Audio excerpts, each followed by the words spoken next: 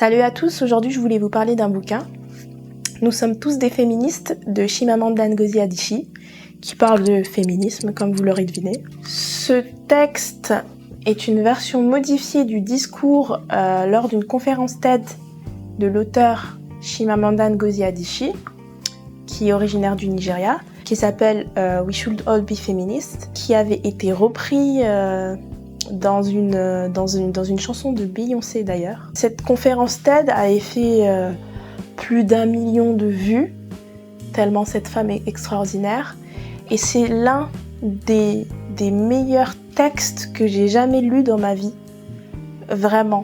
Autant il est super simple, autant il est magnifique. Alors j'ai décidé d'en parler parce que à la base, je voulais lancer le débat d'imposer des textes féministes à l'école, parce qu'en fait ce texte a été offert, ce petit bouquin, il a été offert à tous les étudiants de 16 ans en Suède. C'est une très bonne idée et j'ose espérer qu'en France on aura cette démarche de mettre des textes féministes dans le programme scolaire, parce que je pense que le féminisme, il faut en parler dès le plus jeune âge et l'expliquer aux plus jeunes avec un texte simple. Donc le livre est divisé en deux. Vous avez en premier le texte de la conférence TED et à la fin vous avez une nouvelle qui s'appelle Les Marieuses. Dans le livre, l'auteur parle de sa découverte du féminisme et à quel point il est difficile d'être une femme africaine et de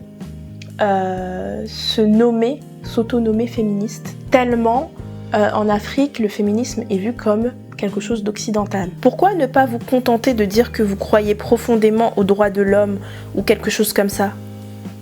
Parce que ce serait malhonnête. Le féminisme fait à l'évidence partie intégrante des droits de l'homme, mais se limiter à cette vague expression des droits de l'homme serait nier le problème particulier du genre. Ce serait une manière d'affirmer que les femmes n'ont pas souffert d'exclusion pendant des siècles. Ce serait mettre en doute le fait que ce problème ne concerne que les femmes, qu'il ne s'agit pas de la condition humaine, mais de la condition féminine.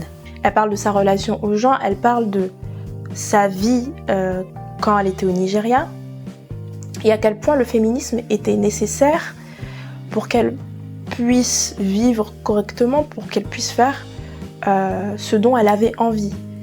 Et comment le féminisme a réussi à l'émanciper et à lui apporter beaucoup de choses. Elle parle aussi du coup du fait que c'est dès le plus jeune âge qu'on doit éduquer nos fils et nos filles.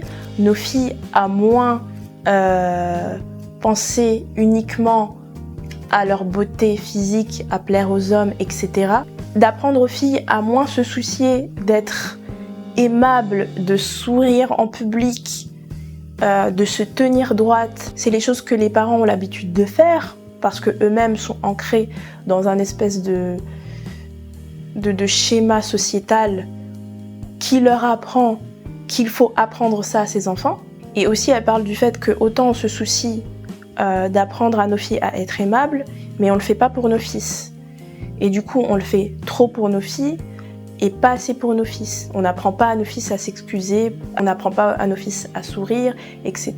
Nous passons un temps fou à apprendre à nos filles à se préoccuper de l'opinion que les garçons ont d'elles. Mais le contraire n'est pas vrai. Nous n'apprenons pas à nos fils à se soucier d'être aimables.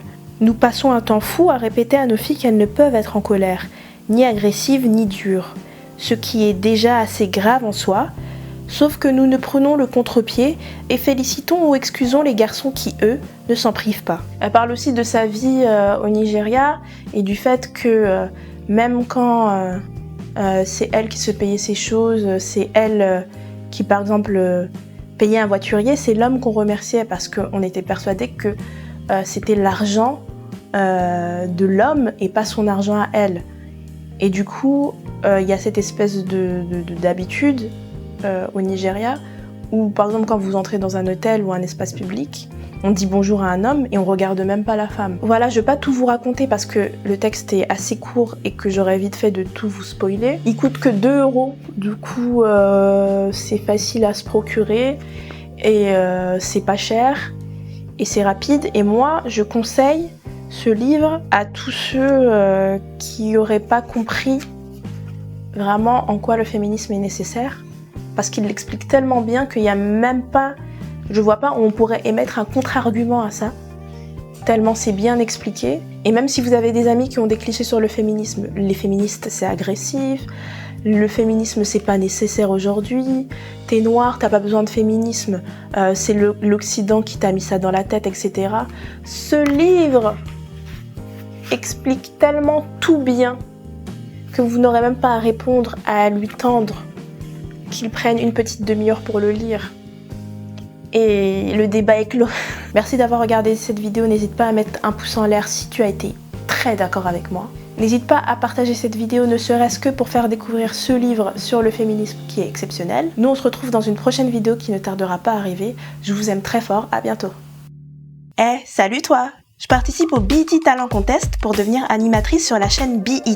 Et j'ai la chance de faire partie des 5 finalistes grâce à cette vidéo. Pour la seconde année consécutive, aucun acteur ou actrice noire n'a été nommé aux Oscars. La sélection, annoncée il y a quelques jours, a littéralement enflammé les réseaux sociaux. On a vu naître le hashtag OscarsSoWhite, avec lequel les internautes ont montré leur mécontentement. C'est quelque chose d'incroyable pour moi qui ai débuté avec vous, sur YouTube, avec ma petite caméra dans un coin de ma chambre. Si tu veux me permettre de gagner le concours, il te suffit d'utiliser le hashtag BET Talent Contest, accompagné du hashtag Naya sur BET, sur Facebook, Twitter ou Instagram. Ou de simplement partager cette vidéo, sans oublier d'ajouter les hashtags. Sinon ça marche pas. Si chaque personne qui regarde cette vidéo vote, il y a de grandes chances que je gagne. Alors merci infiniment à vous tous.